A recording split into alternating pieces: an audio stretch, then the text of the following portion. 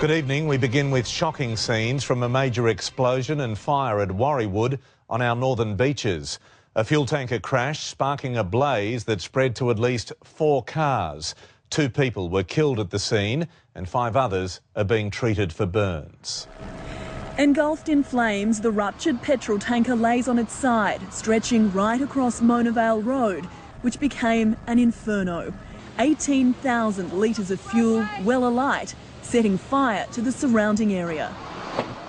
Emergency crews confronted by a wall of intense flames, fanned by strong gusty winds, making the situation even more volatile. Firefighters in special breathing gear faced the blaze head-on. The smoke so thick you can barely see the wreckage of a car. We saw this gush of smoke just come across the sky and we worried, and it was getting thicker and bigger and covering a lot of the sky.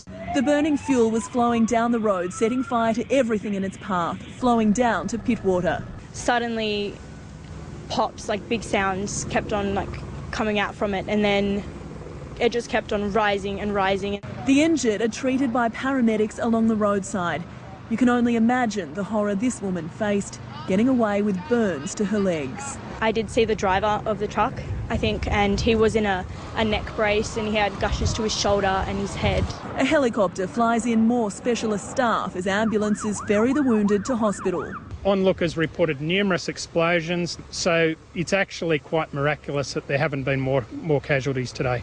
Locals know the area as a notoriously dangerous stretch of road, a long, steep run down from Terry Hills to Mona Vale. OK, let's go live now to Jane at the scene. What's the situation there tonight, Jane? Well, Pete, you can see the fire is out, but this entire area is now hazardous. Both the petrol and the foam used to fight the fire has seeped into the waterways, so emergency crews are going to be here for many hours yet trying to clean that up. Remarkably, as tragic as this was, fire crews, when they first arrived, feared it was so much worse. Just over here is a Blackmores factory that employs around 200 people. When fire crews arrived, they feared that was alight too.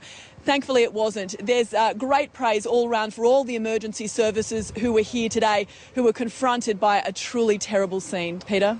All right, Jane, thank you.